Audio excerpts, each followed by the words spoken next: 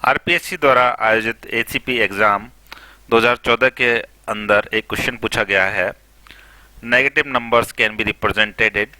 Negative numbers को कैसे represent किया जा सकता है। 4 ऑप्शन दिए गए हैं, आपको सही आंसर बताना है। आंसर देखने से पहले हम नंबर फॉर्मेट्स को देख लेते हैं। बाइनरी के कौन कौन से नंबर फॉर्मेट्स हैं। बाइनरी के अंदर इस टेबल को तो आप भली भांति जानते ही होंगे, जिसमें हम डेसिमल 0 से लेकर के 15 की वैल्यू को हेक्साडेसिमल में कुछ इस तरह से रिप्रेजेंट करते हैं। यहाँ 10 जो है उसको ए से रिप्रेजेंट किया जाता है, उसके बाद 15 तक ABCDF चलता है और यहाँ बाइनरी रिप्रेजेंटेशन दिया गया है। एवरी डिजिट का, हर डिजिट का बाइनरी रिप्रेजेंटेशन भी लिखा हुआ है। तो ये जो हमें टेबल सिखाई जाती है, बाइनरी टेबल, इसको हम बोलते हैं अनसाइंड बाइनरी। ये बाइनरी हमारी अनसाइंड बाइनरी होती है और एक बाइनरी और होती है, उसको हम बोलते हैं साइंड बाइनरी। तो अनसाइंड बाइनरी के अंदर आप देख सकते हैं माइनस में हम कोई वैल्यू को रिप्रेजेंट नहीं कर सकते, सारी वैल्यू पॉजिटिव हैं। लेकिन साइंड बाइनरी के अंदर हम माइनस वैल्यू को भी रिप्रेजेंट कर सकते हैं। तो साइंड बाइनरी 2 तरह की होती है, एक तो वंस कॉम्प्लीमेंट और एक होती है टूज कॉम्प्लीमेंट। वंस कॉम्प्लीमेंट में क्या होता है, जो भी हमारी यहाँ डिजिट दिखती हैं उन सबको उलट दिया जाता है। जैसे यहाँ 0 की वैल्यू है 0 0 0, तो साइंड बाइनरी जो होगी हमारी वंस कॉम्प्लीमेंट, उसमें उलट दिया जाएगा। यहाँ 0 0 को -0 अगर आपको लिखना है तो 1 1 1 कर दिया जाएगा। 0 को 1 और 1 को 0 कर दिया जाता है वंस कॉम्प्लीमेंट के अंदर। लेकिन आपने एक बात यहाँ नोट करी होगी, यहाँ पर हम 16 नंबर्स को रिप्रेजेंट कर सकते हैं। 0 से 15 यानी कि 16 नंबर्स हो गए। यहाँ पे भी हम 16 नंबर्स को रिप्रेजेंट कर सकते हैं, बस फर्क इतना है, हम यहाँ 0 से 7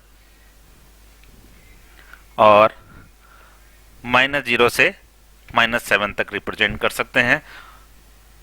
अब आपने देखा कि यहाँ -0 का कंसेप्ट है। -0 जबकि हमारे किसी काम का नहीं है, हमेशा 0 होता है, -0 कभी नहीं होता है।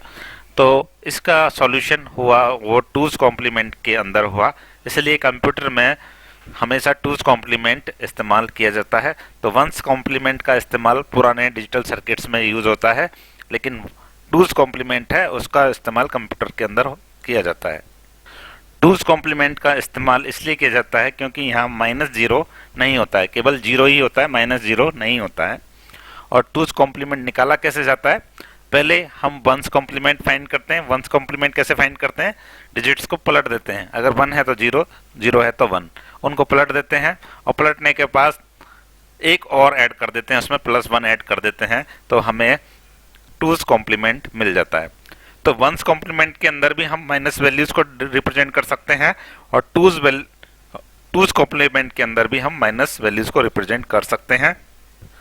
सभी के अंदर हम 16 डिजिट्स को, 16 नंबर्स को रिप्रेजेंट कर सकते हैं, चाहे हमारा अनसाइंड हो, साइंड हो या फिर टूज कॉम्प्लीमेंट हो, वंस कॉम्प्लीमेंट हो। अगर हम 4 डिजिट का इस्तेमाल करते हैं तो 16 नंबर्स को हम रिप्रेजेंट कर सकते हैं बाइनरी के अंदर।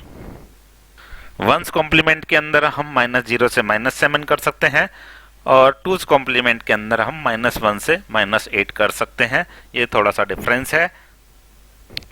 अगर कोई आपसे पूछे कि 7 की बाइनरी क्या होगी, तो 7 की बाइनरी हम इस टेबल से देखेंगे 0 1 1 1।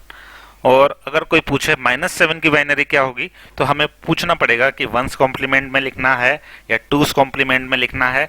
अगर वो कहे वंस कॉम्प्लीमेंट में लिख करके दिखाओ तो -7 की वैल्यू आप देख सकते हैं, यहाँ ये होगी 1000। अगर वो कहे टूज कॉम्प्लीमेंट में लिखो तो -7 की वैल्यू होगी 1001। तो किसी बाइनरी को देख करके ये पता करना मुश्किल है कि ये वंस कॉम्प्लीमेंट में लिखा है, साइंड बाइनरी है या अनसाइंड बाइनरी है, टूज कॉम्प्लीमेंट में लिखा है, ये देखकर कहना मुश्किल है। जब भी हमें कोई बाइनरी दी जाएगी हम तो केवल उसको अनसाइंड बाइनरी मान करके ही पढ़ेंगे। जब तक कि वो स्पेसिफाई नहीं करे कि ये साइंड बाइनरी है और ये वंस कॉम्प्लीमेंट के अंदर है, अब बताओ ये क्या वैल्यू है, तब तक हम उसको अनसाइंड ही मान करके बताएंगे। इसलिए प्रोग्रामिंग लैंग्वेज जैसे C++, जावा, इनके अंदर भी साइंड अनसाइंड बाइनरी के लिए अलग डेटा टाइप होते हैं। उसमें लिखा होता है साइंड बाइनरी, तब हम साइंड नंबर्स को रिप्रेजेंट कर सकते हैं। इन सभी के अंदर एक कॉमन बात आपने देखी होगी, जो मैं बात कर रहा हूँ साइंड बाइनरी की। साइंड बाइनरी में आप ये last significant digit first MSB देख सकते हैं, मोस्ट सिग्निफिकेंट डिजिट बोलते हैं इसको MSB। ये हमेशा 1 रहेगी नेगेटिव नंबर्स के लिए।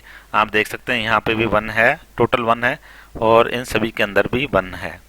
तो मोस्ट सिग्निफिकेंट बिट हमेशा आपकी 1 रहेगी, तो हमें पता लगेगा कि ये नंबर नेगेटिव है साइंड बाइनरी के अंदर। तो चलिए अब हम हमारे क्वेश्चन के ऊपर आते हैं। आई होप अब हमारे क्वेश्चन का आंसर हम दे पाए। तो क्वेश्चन पूछा गया है नेगेटिव नंबर्स को कैसे रिप्रेजेंट किया जा सकता है। तो नेगेटिव नंबर्स को हमने देखा वंस कॉम्प्लीमेंट में हम रिप्रेजेंट कर सकते हैं, टूज कॉम्प्लीमेंट में रिप्रेजेंट कर सकते हैं, और कह रहा है साइंड मैग्नीट्यूड फॉर्म, यानी कि पहली डिजिट देख करके भी हम उनको रिप्रेजेंट कर सकते हैं, पहली डिजिट से भी रिप्रेजेंट करते हैं। तो अगर 1 होता है तो माइनस में है वैल्यू, ये हमने देखा साइंड बाइनरी के अंदर। तो ऑल ऑफ द अबव इसका राइट आंसर होगा, all of these. I hope question समझ में आया होगा। Thank you.